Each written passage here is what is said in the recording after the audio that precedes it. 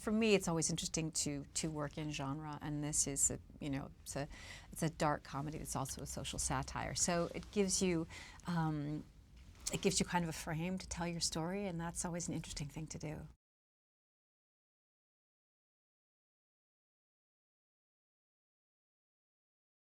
I think these issues are always timely. I don't know that they, unfortunately, that they ever go away where you see one community blaming or ostracizing another. So unfortunately, that seems to be something that follows us wherever we've gone in whatever communities and nations and time periods. So I think it's always worth exploring and expressing.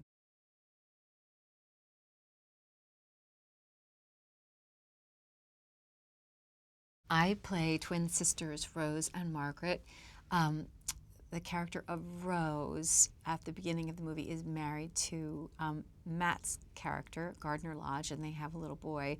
And she she was in an accident, and so she's no longer ambulatory. So she's in a wheelchair for a lot of the movie. She's not a tremendously happy person, and you don't get the feeling that theirs is a happy marriage. And so she's the first sister I play. And she's blonde, if that helps. And then the other one, Margaret, is Rose's sister, and she seems to have a sweeter temperament, and she's sort of around to help her sister out and help with the little boy.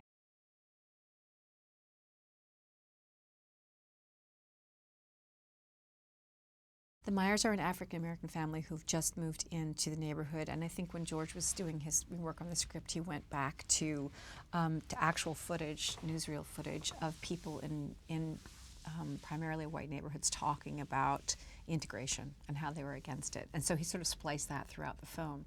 And obviously it makes the movie much more relevant. And as I said, these are issues that don't go away, that haven't gone away as long as there have been people around and people from different cultures and ethnicities. And we do have a tendency to blame the so-called outsider.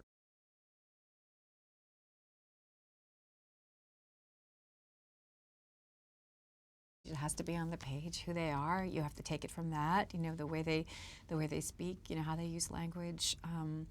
Obviously, I'm playing both of them, so they're going to look alike.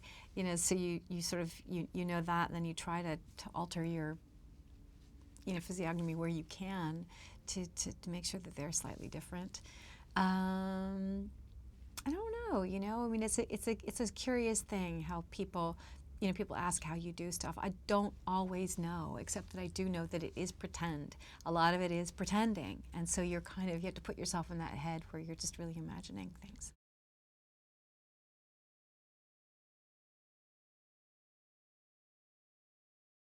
He's adorable. I mean, I think he's such a smart kid, and he's also very aware.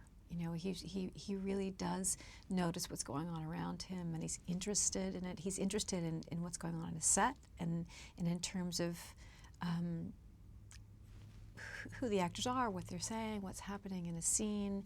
He makes a very, very true connection. I've worked with lots of kids, and some kids are more interested in the technical aspects, but Noah, I think, really enjoys the emotional component of acting. I mean, I think he really likes the relationships and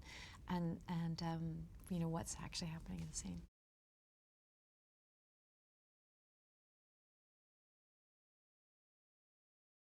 Matt is very funny and has a kind of extraordinary sense of that character's disillusion and yet his desperate desire to hold on to some sense of control, which is what makes it absolutely hysterical. I mean, it's what's interesting is watching all of these people try to exert their power, what little power they have in their kind of tiny domain, and watch them all fail so tremendously.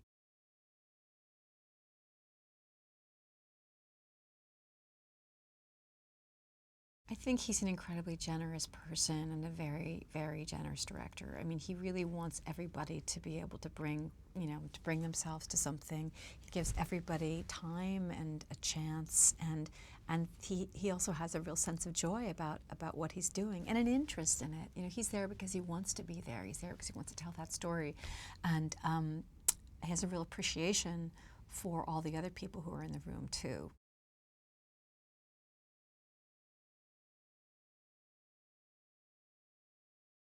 I like when people's intentions kind of lead them the wrong way. I like watching all the. I mean, obviously the dark part of the script is not very funny, you know. But the sort of the bumbling nature of the crime and the fact that everything that they intend to do kind of goes the wrong way, and that they continue to sort of, you know, mess this stuff up out of their own inexperience.